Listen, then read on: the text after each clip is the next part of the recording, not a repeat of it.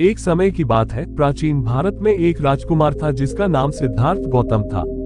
उसने एक ऐसे जीवन को जिया जो अत्याधुनिकता और सुख के बीच बसा था। फिर भी उसे एक गहरा असंतोष और खोखलापन महसूस होता था। एक दिन उसने महल की दीवारों को पार करके मानव की पीड़ादायक वास्तविकताओं से मिल लिया। वृद्धावस्था, बीमारी और मौत। इन मुलाकातों से गहराई से प्रभावित होकर सिद्धार्थ ने जीवन के पीड़ा का समाधान खोजने का निर्णय लिया। उसने अपनी राजकुमारी स्थिति को त्याग दिया, अपने परिवार और संपत्ति को पीछे छोड़ दिया और बोधि के रास्ते पर आध्यात्मिक यात्रा पर निकल गया।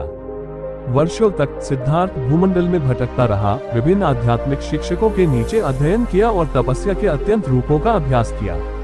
हालांकि उसने जीवन की पीड़ा का कोई स्थायी समाधान नहीं पाया।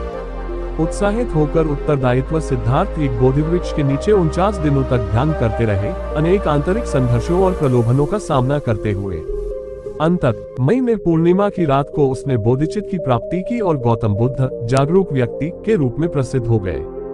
बुद्ध की बोधि उन्हें जीवन की पीड़ा के स्वभाव और मुक्ति के मार्ग के बारे में गहरी अनुभूति दिलाई। उन्होंने 4 आदिम उपदेशों में अपनी शिक्षाओं की रूपरेखा बताई। पीड़ा की सच्चाई, जीवन स्वाभाविक रूप से असंतोषपूर्ण है और पीड़ा से भरा है। पीड़ा के कारण की सच्चाई, आसक्ति और लालच पीड़ा के मूल कारण है। पीड़ा के अंत की सच्चाई, आसक्ति और लालच को नष्ट करके पीड़ा को दूर किया जा सकता है। पीड़ा के अंत के मार्ग की सच्चाई समझ, संकल्प, वाणी, क्रिया, आजीविका, प्रयत्न, सत्यापन और ध्यान सहित 8 मार्गी मार्ग से पीड़ा का अंत होता है।